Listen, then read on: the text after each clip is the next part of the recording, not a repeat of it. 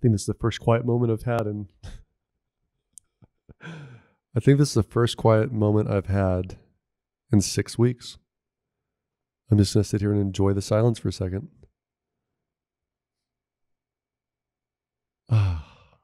I'm Josh Sigman, and I'm a mortgage lender. I'm also a geek for money, not just earning it and saving it, but literally everything about it. I love that money has rules. It has its truths. I love investment strategies, and I love making money work for us. For so many, money is emotional. For me, it's logical, like a puzzle. My passion is also helping others with their money. I love looking at people's finances, dissecting their puzzle, and rebuilding with strategy and purpose, and I'm really good at it. I'm making this podcast about my money strategies, not the things that are written in books or sold in programs. It's a podcast outlining the lessons I've learned and used for the past 15 years.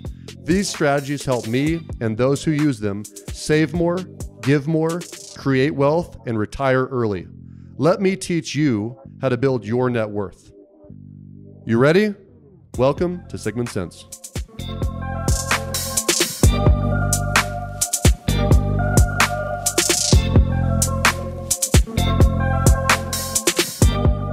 Well, I'm going to start with a story. I think it's a good story in general because here we are in yet another week of quarantine and people are still going a little bit crazy, and I for sure am going a little bit stir crazy. I'm going to invest in probably every travel company in America and every hotel in America when this is all said and done with, because I've got a feeling people are going to be antsy to get out and go get away from their freaking house.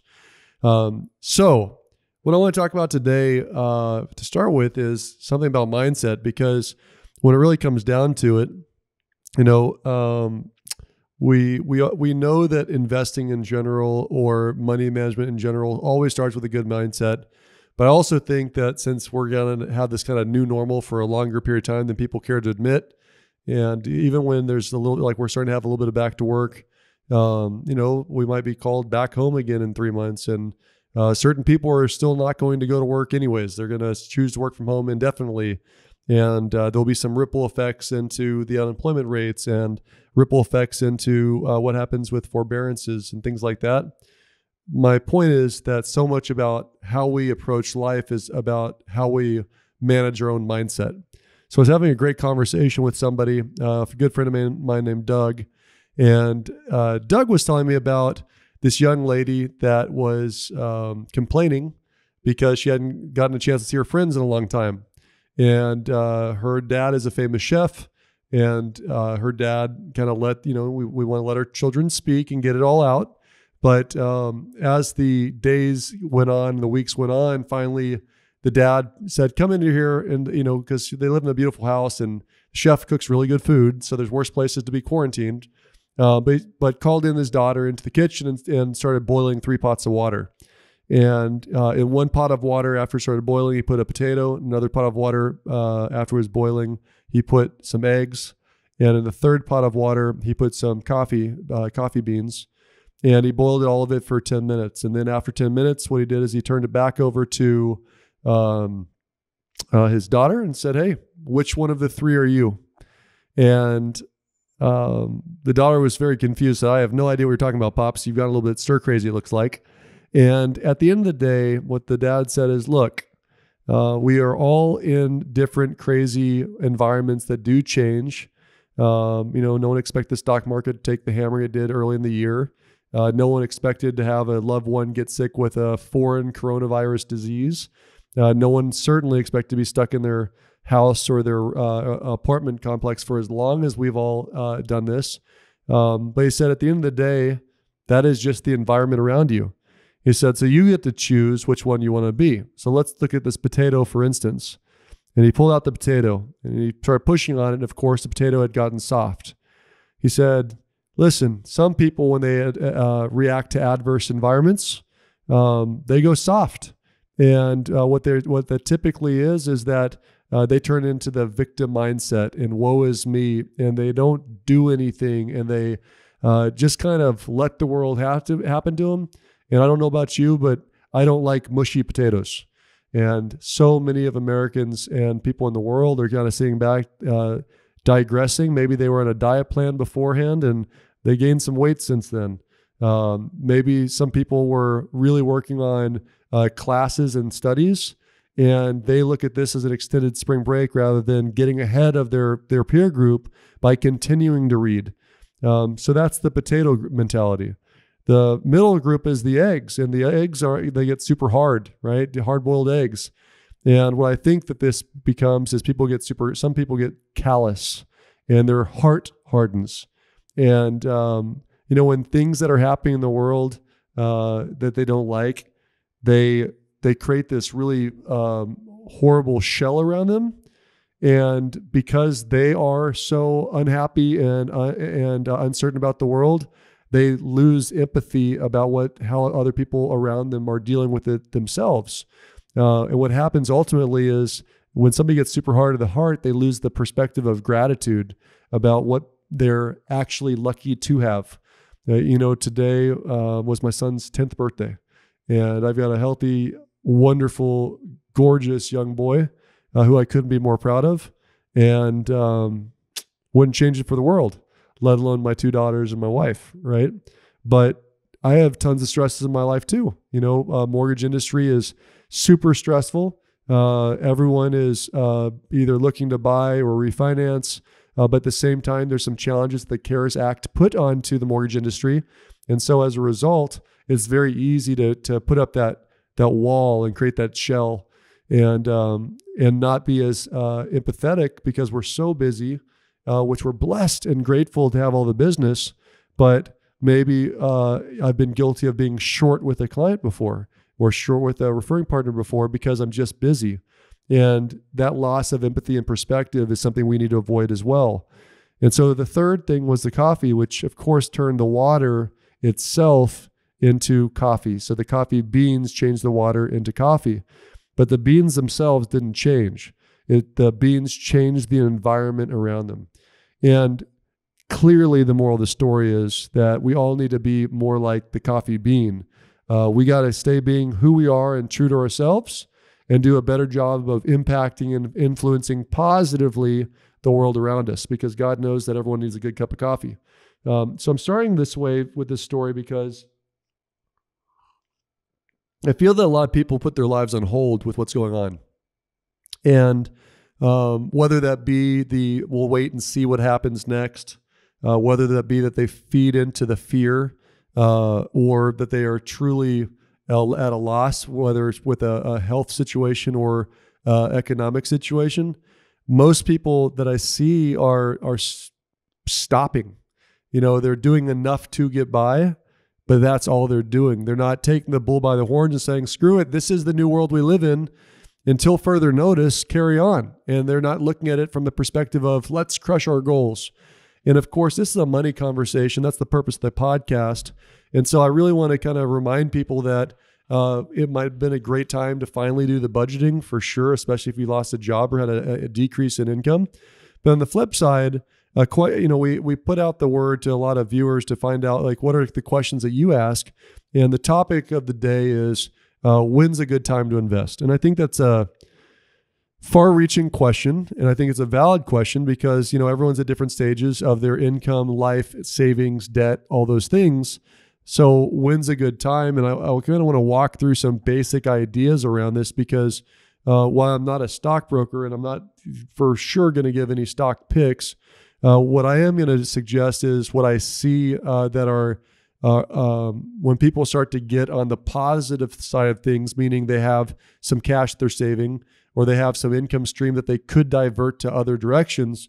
I see the same thing starting to happen. It's whether it's the lack of education of what to do or how to do it or who to give it to or whatever. I see people that come in for a mortgage that they've amassed some wealth, $50,000. I've seen $300,000. I told you I saw $7 million in a checking account. Now, that's not a great and appropriate place for money, especially that's not even FDIC insured at that level. But my point in saying this is that why is it, or what's the holdup of when there's some extra means, some left over, why wouldn't we put that to work? And when should you and how should you? And that's really what I want to address today. So when I kind of start thinking about this, the easiest way to start is by saying you can't borrow for your retirement. You cannot borrow for retirement. And so the basic answer is, as far as when you should start saving, the answer is as early as freaking possible. We know that. We've talked about that in a previous podcast, because time value of money does matter. As your money works for you or against you at a rate of return of 3 or 5 or 10 or 20%, whatever the rate of return is, there's a multiplying effect as the money doubles and triples and quadruples the longer that it's working for you. And fast, if it flips faster, obviously the higher the rate that it's working for you, which is basically the velocity of money. But certainly the answer is as soon as possible. If you have the means to start saving for kids' retirement, and I said that, yes, kids' retirement, or for kids' college, it's better to start putting something aside at day one than it is to start thinking about college if you're going to help pay for college in any way, freshman year of high school. And so earlier is better. And it doesn't matter how much it is. It's that habit of starting to set aside some money somewhere, autopilot, that you don't have to think about it, that is the main game. And so if I was trying to give a specific, easiest tool you can do, it's to set up a automatic withdrawal from your checking or savings, or even better, directly from your paycheck to someplace. And we'll get into the different options, but someplace that is out of reach of your hands. Someplace that it's going to go to work for you, so that you don't even think that it's your money, so you don't spend it because it's in your checking account. But we got to get that moving somewhere. And what ends up happening, what you'll notice is, over time, you don't miss that money. And so the next game would be to increase that number, whether that be because your debts are going down or your income is going up. Ratcheting that amount that you're siphoning off the sidelines, monthly recurring or paycheck recurring siphoning of money away from your hands. The more you do that as a habit, the more and faster and easier it is to build wealth. And so kind of deciding what that is that you can do or what your budget is. And of course, the long-term goal is the 30, 30, 10, 30, but it might be $50 to start with. It might be $5,000 today that you need to do because you're behind the game and you need to start saving away some serious money. So where should you do that? My first, second, third, fourth, and fifth answer will not change. So let's just put aside for a second debt reduction. Let's assume that you're doing a decent job of hitting that or knocking that down, and or you're out of debt. The first step I really fundamentally believe in is make sure that you're setting aside that float account. I can tell you right now that people that have a float account are super appreciating it in this uncertain time. While we're in this coronavirus pandemic, while people are, starting to worry about incomes or loss of income or loss of jobs, the ability to pay bills, people that have a float balance right now are sitting pretty because they're not making emotional decisions. They're not having to think about selling a house, prematurely. They're not having to think about taking a withdrawal from a 401k or something like that because they had that float account built. And so if you are that person that doesn't have a float account built, don't listen to this and say, well, that's not me. Learn from it. Because what we know in history is this shit's going to happen again. It doesn't have to be a pandemic, but there will be a disruption again in your life at some point, whether it's health related, whether it's job related, whether it's divorce related, whether it's death related, whether it's disability related, whether it's, the 5 Ds are always the bad ones, right? Drinking, drugs, disability, death, and divorce. Those are basic disruptions. And then all the stuff that we haven't even dreamt of yet, like a cyber attack on your company or whatever. My point is that we got to get away from this on-demand mentality of my paycheck comes in, I get what I want when I want it. We got to have some reserves. So build the reserves. I would argue that the initial guideline of 3 to 6 months of survival number reserves, you might think about being more conservative. I've moved my needle to a year, a full year of paychecks, a full year of not just survival number, but a full year of expenses of all kind. I set aside in cash so that I can make good decisions for my family and good decisions for my business unemotionally, because I'm not worrying about, can I pay next month's rent, utilities, mortgage payment, blah, blah, blah, blah, blah, blah, blah, blah. It's set aside in cash for 12 months So I'm prepared. So building that up, because we know that even on a smaller spectrum, if we built it up to at least 3 or 6 months, and you've never had that done before, at least you have something to dip into in a normal environment when your tires get stabbed at a bar, or you have an unforeseen expense because your kid all of a sudden turned out to be a superstar and decided to join the most elite team in the city, and it costs an extra $3,000 to participate in this crazy team, which happens here in all of the United States. So that's why we start there. Second, you always want to take advantage of all of your tax-free or tax-deferred accounts. So whether that be a 401k, an IRA, an SEP, any number of those types of accounts, you want to now maximize the savings by minimizing either today's or future's taxation of that money that's going towards retirement, or going towards this. The same thing applies towards going towards college accounts, right? I think they're called 403Bs, if I'm not mistaken, or 503. It doesn't matter. I'm not a financial planner. Setting aside for college, there are the advantages there as well that are tax deferred as well. So maximizing those as your second step after you get the reserves, because you're kind of getting a double bang for the buck or a triple bang for the buck. So think of it like this. We know that just use a 401k, and let's assume that 401k has a matching program of even 3%. Okay. Well, what that means is if your income is $100,000 and you decide to set $1,000 a month into your 401k, that $1,000 now goes over to this other money before you can use it, this other account before you can spend it. But it also diminishes the amount of your taxation for the year. So now you're going to be taxed on $88,000 instead of on $100,000. So at the end of the year, you pay less taxes because it's tax deferred, right? What that means is at the end of it, you'll pay taxes when you start pulling money out of retirement in the future, but hopefully that's 10, 20, 30, 40 years later. So you get the benefit of, you get a return year one and every year because you're paying less in taxes. So there's that extra benefit. The triple benefit, though, is if you get a matching, you get free money from your employer, free extra money that can be thrown into this account on top of the $12,000. So if you've got this matching program where they might set aside 2, 3, 4, 5, up to 6% usually of the contributions, you're going to get a couple extra $1,000 that you didn't earn. It was given to you because your employer is kind enough to motivate, or not even motivate, they're kind enough to care enough about your retirement that they help participate in it, which is a really big benefit.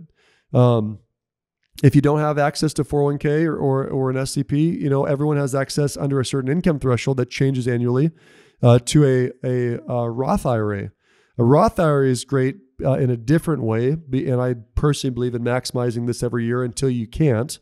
But the point is that you're able to invest in a Roth IRA with post-tax dollars, meaning you're paying tax on the money that you're buying the Roth IRA with, but that then grows for the next 20, 30, 40, or 50 years, and you never pay taxes on withdrawal. So if you think about maybe you're able to, before you can't invest anymore, you might invest $50, $100, $200,000 that's now growing at 6% annually for 30 years. And it's worth $500, $600, $800, $1 million by the time you need it. If you don't need it for 40 years, well, all that growth, that extra $800,000 on the $200,000 that you invested, you don't have to pay taxes on that growth because you pay taxes up front. And so that's why you would want to always take advantage of that as after you've set aside savings to protect yourself, to make you feel good about covering bills with disruptions, that float account, then you start maximizing those retirement vehicles and the tax-free or tax-deferred options that are available in the United States. Now, let's just assume that we've tapped out or you don't have the access to any more of those types of investment opportunities, okay? From here, most families are going two directions, and a lot of times, hopefully simultaneously. I'm not going to go down the road of buy a house. But that is part of the next part of investment of where you should put your cash, because as long as you plan to be somewhere for some period of time, the truth of the matter is it's one of the only appreciating assets that's leveraged, meaning from the amount of money that you don't have to pay for a house in cash. You can put down a small down payment or no down payment depending on the loan type. And as that house appreciates for 5 or 10 years, it's based on the value of the house. You might have bought the house for $300,000. If that $300,000 house grows to $350,000, but you only had to put down $10,000 to buy it, you're not getting growth on the $10,000. You're getting growth on the $300,000. So it's one of those awesome vehicles for building wealth over time. It's just definitely a place you should go, but that's a different podcast. I don't want to dive into the extra whys, but there's got to be a point where you look at how much you spend in rent. And if you are looking at your job as a reasonably good chance, I'm going to keep this job long-term or improve my income, and you're going to be in a location for a reasonable period of time, three years or more, that you believe that there's no reason why you would be forced to move or leave the area, then buy a house and stop paying for somebody else's rent. Go buy your own so you have your money working for you, leverage up, extra tax deductions, all the benefits of it that are super important. Hopefully simultaneously though, you've got to realize that you can borrow for a house, you can't borrow for retirement. So I have seen clients that have taken, they have their $100,000 that they've amassed because they were good and diligent soldiers saving money for 10 years, a new, dual income family, what do they say? Dual income, no kids. And they save up $100,000 because those little buggers are expensive. And they go buy a house and they tell me, Josh, I want to buy a $150,000 house and put $100,000 down. And I'll say, okay, cool. What's your retirement look like? And they won't have one. And my answer is, well, don't put down the whole $100,000 into the house.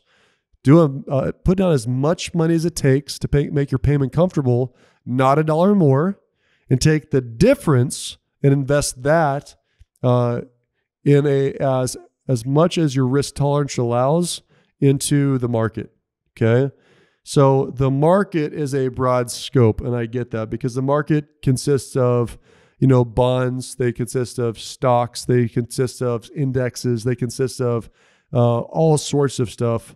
But you got to get it working for you. And the reason why I say that is if you just leave it in checking and savings, you're losing value annually because inflation is greater than what the interest rate is on your checking account. Meaning if your interest-bearing account is only 0.25% and inflation is 3%, then what the money could buy today, you decrease by 3% what it could buy in a year, right? So you have to make sure your money is at least out earning inflation, because over the long term, that is such a drag that people don't understand how much it's impacting them negatively. Just think in terms of, I hate to play the old, what my grandpa used to be, but if you ever spoke with an old guy about what he used to pay for milk or eggs, it wasn't much. You could talk to an old grandpa about penny candies, like penny as in a cent candies. You go to a gas station now and a Kit Kat's freaking $2.50, right? And you can do that even down to a shorter period of time. I'm not a young man anymore. I'll call that a middle age because I'm 41 now. I'm not old either. And I do remember just in a 10-year period of time that the cost of milk and eggs, just basic commodities, have doubled. So if I still want to feed my kids, it just costs more today to buy the same crap, right? Although I'm not going to say milk and eggs is crap. I think that's very healthy for you. As long as it's I'm not going to go down the nutritional side of things, but it's the same old crap. Let's just call it what it is. So as we're doing this and we're looking at getting it to work for you, this is where I see the stalling point happen for most people, right? Like I don't find too often that people aren't motivated to buy a house because it seems like kind of the next step, right? You've been renting long enough, your family size is growing, you've been earning some income, you feel pretty good about your job, you know that your kids are going to start in this school. People don't have to be talked into buying a property most of the time. because they have to live somewhere, so they might as well own it. And quite often in some places, the cost of rent and the cost of mortgage are about the same. And so that's not a hard one to talk people into. But this is where I'm trying to explain that I see daily way too much money in a checking or savings account, little or no retirement set aside, and that might be for 10 years or 30 years. And the question is why? And what I think the answer is for most people is one of two things. The first one is lack of education. They don't know what to do with it, or they don't know where to go, right? Because this is our hard-earned nest egg, and I get that. And everyone's got a different number about what they feel safe with as my nest egg in the bank. You know, I remember as a kid, I'm sure you guys all relate to this, that whatever your piggy bank was, your hidden spot, you know, you do some chores, you might get a stipend, and you'd every once in a while, I remember pulling out and counting every single penny and every single nickel and every single dime and stacking all the dollar bills neatly in the $5 and $10 and $20 bills that I got for Christmas or whatever. And I remember adding them all up and I put it away in my little hidey hole, and it just made me feel safe, right? Well, we're still kids, we're adult children, but we still have that same mentality, and everyone's number is different. And this goes to your risk tolerance, right? Some people are so free-spirited or faith-based, or there's lots of reasons here that they're like, you know, it's always worked out. If worst case scenario, if I lost all my money, I'd earn some again. God will provide, whatever the mentality is. Some people have no problem going and doing those investments, and so they don't mind having very little in the bank left over because they'll just figure it out, right? On the flip side, remember, separate of the education, going to this feeling, some people are truly afraid of losing it all, and or they've lost. They've already experienced loss, and their experience doesn't have to be them personally. So they might remember their dad foreclosing on a property, their mom going bankrupt, their granddad barely making it by. They might have personally been wiped out or almost wiped out in the stock market of whether it's 2001 when they bailed out the bottom, 2007-8 when they bailed out the bottom. Maybe somebody just sold all their stuff at 18,000 here a couple of weeks ago. They experienced loss, but the point is, it doesn't have to be that they experienced it personally. They could have learned that from a parent or a friend, and like, I don't want that because I'm risk averse, right? So with that knowledge, then when you really keep on working through this, this is why you need to sit down with a professional. I truly encourage everyone to go find a financial planner. Even if you're super smart and you think you can do your own stock trading, don't be stupid. It's kind of like real estate agents or any financial, loan officers. You don't really need a good one until you need a good one, right? I buy houses all the time. I've never bought a house without a realtor ever. I read contracts. I know how to do contracts. I still pay a professional, not for the 9 out of 10 times that I could have filled it out myself, because the 1 out of 10 times that there's a real problem that I need a real professional to help me troubleshoot or use their insurance or whatever to kind of navigate the uncharted waters, right? So that the 1 out of 10 is worth the other 9 commissions that I paid. It doesn't matter. The same thing applies to financial planner because what they're going to do, any good financial planner that's worth their salt, the first conversation they do, they're going to give you a test that really, tests your risk tolerance and also looks at your goals for your horizon before you retire, the amount of time before you retire, and your potential savings between now and then, and how much money that you want to have in retirement. And they compile all that information to let you know, are you not on track? Are you on track with some tweaks? Could you be on track? And based on your risk tolerance, here's what I would invest in, right? Only because I studied this in school a little bit, did I just approach it as a young man, at 22 years old, starting to invest $50 a month with Edward Jones at the very beginning. $50 to $100 a month is always investing. Did I understand that, growth or aggressive is right for the long term. If you've got a long time horizon and you don't expect to need the money. If you are 3 years away from retirement or 5 years away from retirement, you can't afford to be super aggressive, because if you lost a lot of money like the beginning of this year, you don't have a lot of years to make it back up. So it's better to protect the downside than to be aggressive on the upside.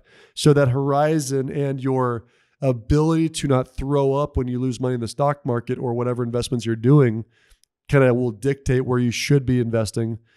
And this is why you have to really trust the individual that you're working with, and you should interview and ask tough questions, because, you know, you're betting your future on this person, right? And it's okay to second guess. It's okay to ask interview questions. But what I've never found is fear to be a good reason to do or not do anything. And so if it's just because you're afraid of the unknown about, what if I put my money in the stock market and then I lost 10%? That's not a good reason to do it, but it's also not a good reason to not invest either. What it means is seek more information. And so this is the name of the game at this stage, which is, and I'm proud of you if you're listening, it's just education, education, education, education. Because in the other investments we're going to get into, I recommend that you at least have a basic understanding of what you're getting yourself into. You know, one of the things that's interesting to me with some of my past clients that buy, how few people have quality questions about understanding the mortgage process, like real quality questions. Well, what if we did this? Well, what if we did that? What does this mean? Just even down to how few people read the DocuSigns, right? You know, what, there's 60 pages of mortgage docs that everyone signs. I always know the attorneys. Attorneys will call me and ask me about every single question. I always know the C personalities, because they'll, you know, correct my dependents' ages are now a year older or whatever than the last time I did their mortgage. But very few people read it. And even if they do read it, the lack of understanding is something that, just as an example, you know, we have to be curious. It doesn't mean don't do something. It just means be curious, ask questions. The more you ask, the more risk you're willing to take on, because you understand the risk. And that's the name of the game.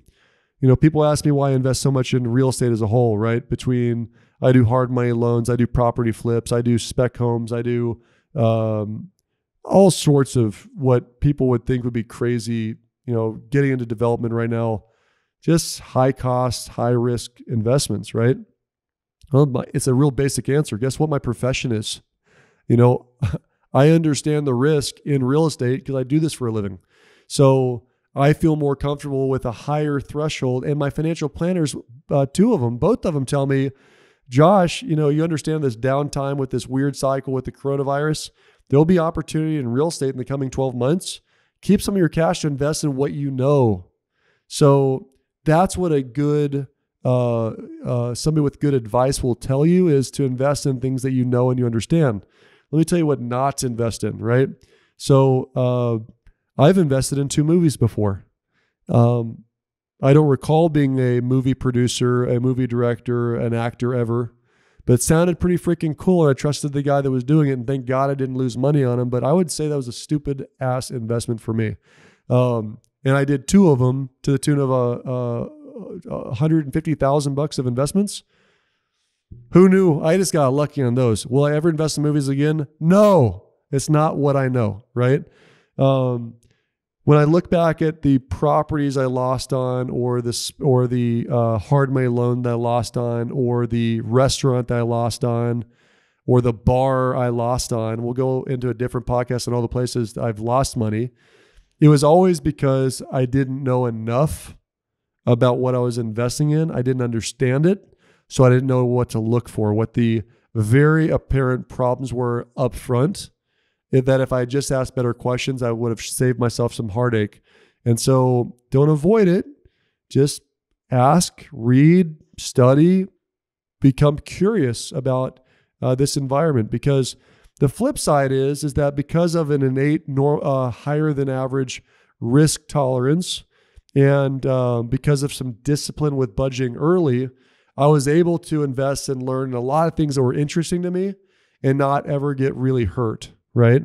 One question that I have out for people, or one statement I have for people, is that you really need to look at the maximum you would invest in anything that would be in what you would consider your highest risk tolerance, right?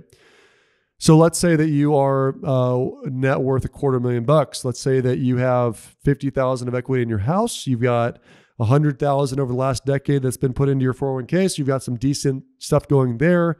You've got you and your husband both or wife both have 50 to 75, 50 to 100,000 of other assets, whether they be stocks or equivalents, life insurance or equivalents, or just cash in the bank.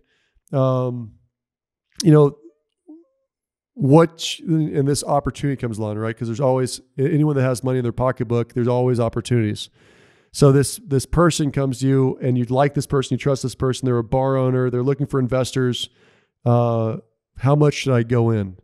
And one thing one of my mentors told me 15 years ago that saved my butt in a lot of ways, he said, never invest more than 10% of your net worth in anything that you're not willing to lose 100% of, right? So my mindset has always been, okay, if I'm going to invest in that bar, that restaurant, or business or land or whatever, if it's something I don't really understand, so it's on the higher threshold of risk, I'm never going to put more than 10% of my net worth at risk ever, no matter how possible or how big that upside might be. But that's a risk I'm willing to assume. So when I write those checks, I literally mentally assume I'm going to lose everything. If I'm not willing to assume I'm going to lose everything on that investment because it's something that's risky and I don't understand fully, I shouldn't be making that investment. So because I'm a gambler, yes, I go to Vegas. I used to go way more than I do now because I'm trying to stay away from that stuff. I'm just willing to roll the dice because, to much this, if you risk big, you can gain big.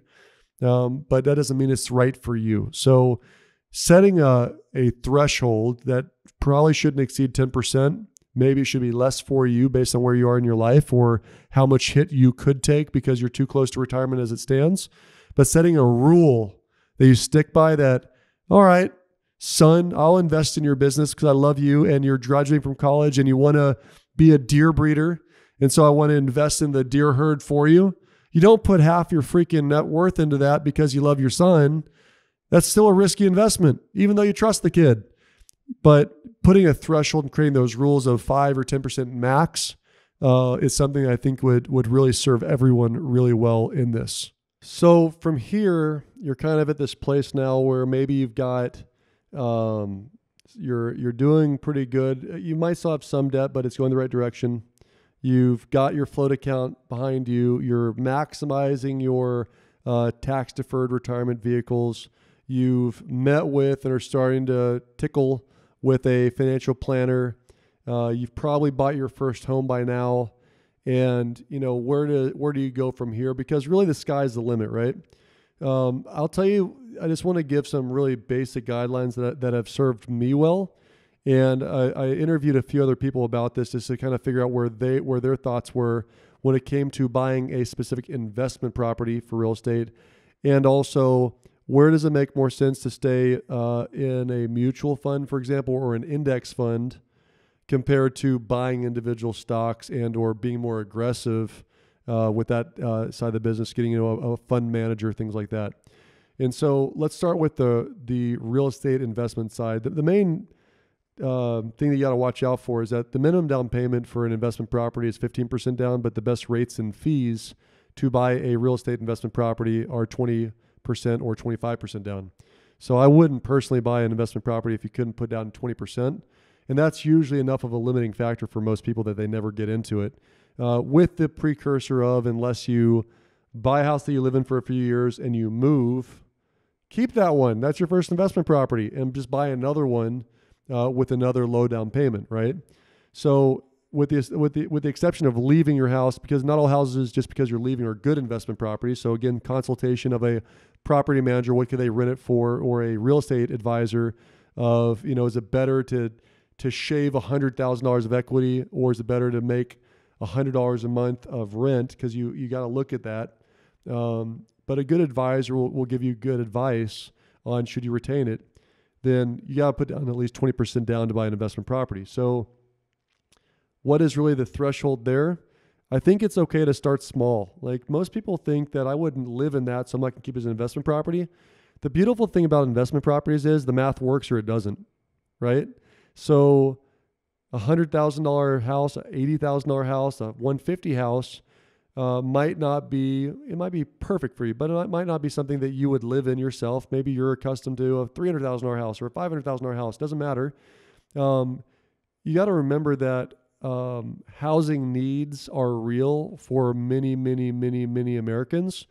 And in city to city, but I'm just going to use Texas as a microcosm because Texas is outperforming most states in all areas, real estate and rental.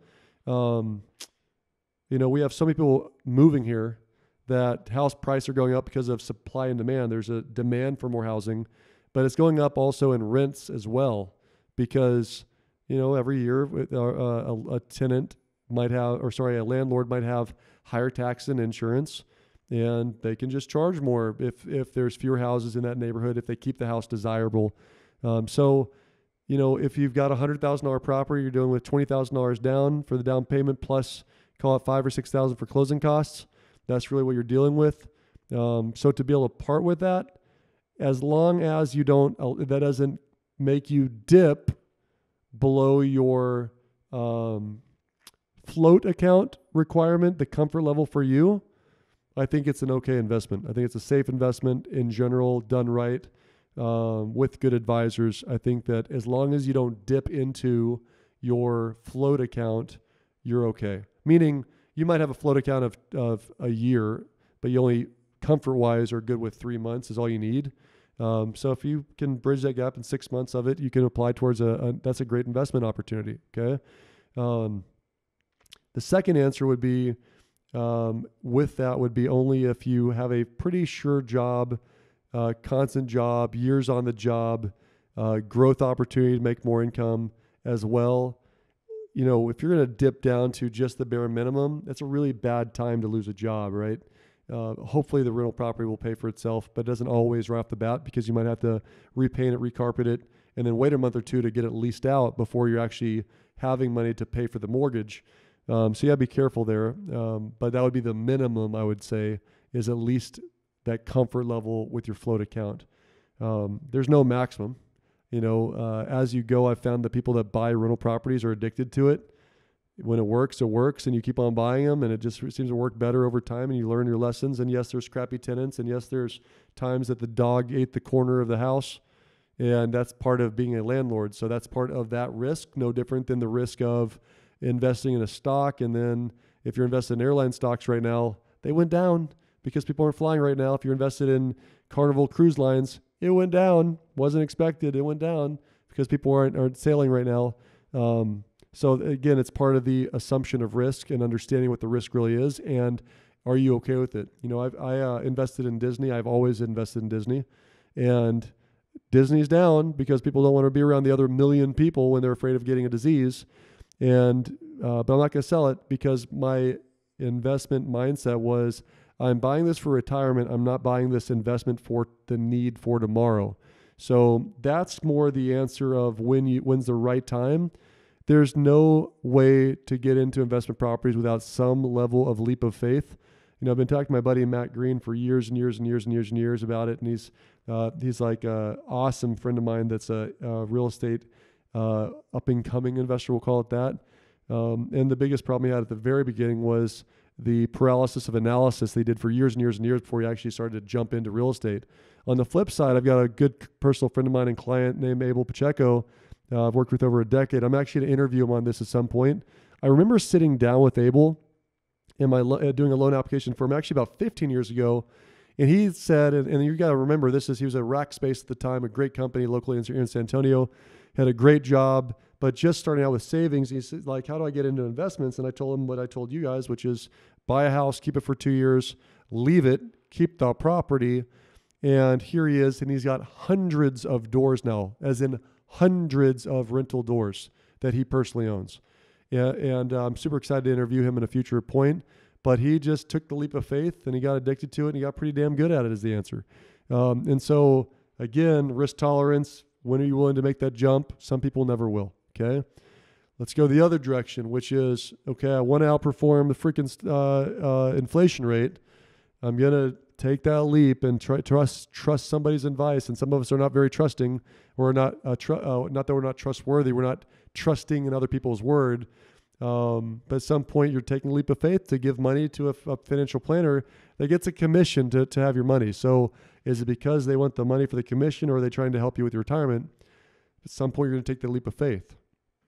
I think the best answer there is, for me personally, if you've got a longer horizon, 10 years or more would be, I would say, a longer horizon. The more, the better.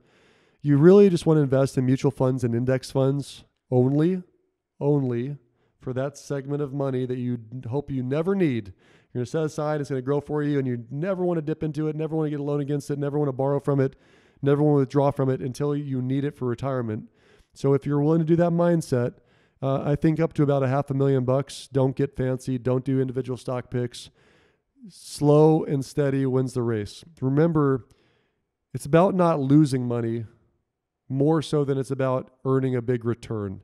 And when I see people chasing returns, trying to do their day trading and stock picking, yes, you can make some incredible wins, but holy crap, you have some incredible losses too when you pick wrong. And just remember, you can't compound a negative. So if you lost 25%, you have to make like 35% back to make back to even.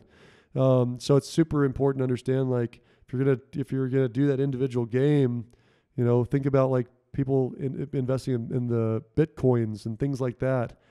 I don't think it's really that appropriate when you're less than six figures.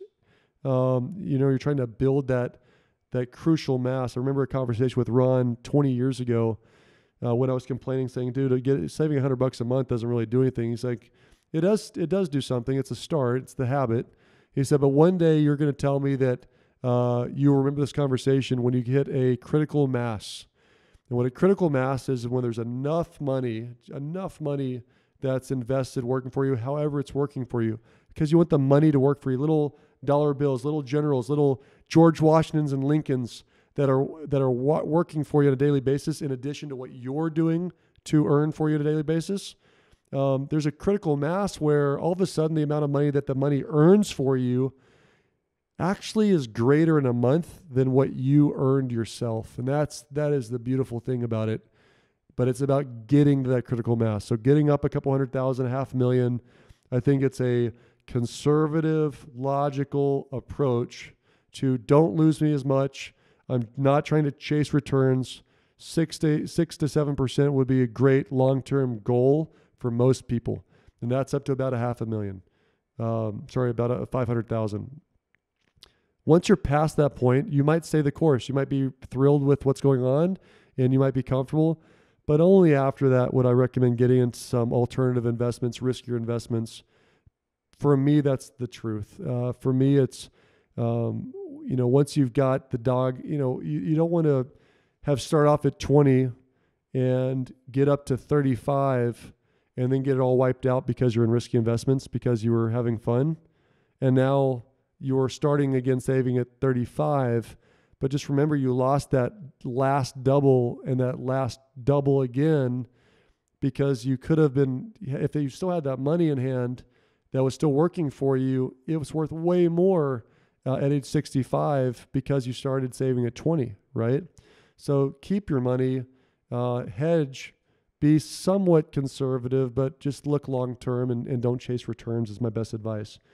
Once you're at $500,000, maybe $1 million, maybe more, and for some it's gonna be lower than $500,000. You might be ready to do it at 100,000.